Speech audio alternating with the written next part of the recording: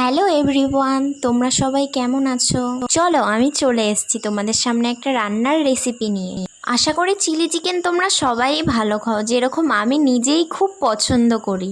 তো সবার ফার্স্টে কিছুটা বোনলেস চিকেন নিয়ে নিতে হবে, একটা ডিম নিতে হবে, 1 চামচ কর্নফ্লাওয়ার, 2 চামচ ময়দা আর আদা রসুন পেস্ট।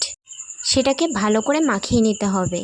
তার মধ্যে দেওয়ার জন্য কিছুটা পেঁয়াজ, ক্যাপসিকাম, আদা রসুন আর লঙ্কা, 1 চামচ সয়া সস, 1 চামচ চিলি সস, 2 চামচ টমেটো সস আর কিছুটা চিনি, কিছুটা পরিমাণ সাদা তেল নিয়ে নিতে হবে। তারপর মাখিয়ে রাখা চিকেনটা গরম তেলের মধ্যে ভেজে তুলে নিতে হবে। পেঁয়াজ আর ক্যাপসিকামটা ভেজে তুলে নিতে হবে। আদা রসুন লঙ্কা ভেজে তার মধ্যে মাখিয়ে রাখা সসটাকে দিয়ে দিতে হবে এবং তার মধ্যে পকোড়াগুলোকে দিয়ে ভালো করে কিছুক্ষণ রেস্টে রাখতে হবে। কিছুটা জল নিয়ে নিতে হবে। তারপর কর্নফ্লাওয়ারটা দিয়েই আমাদের তৈরি চিলি চিকেন। তো তোমরাও একদিনকে ট্রাই করো আর জানিও কেমন হলো বন্ধুরা।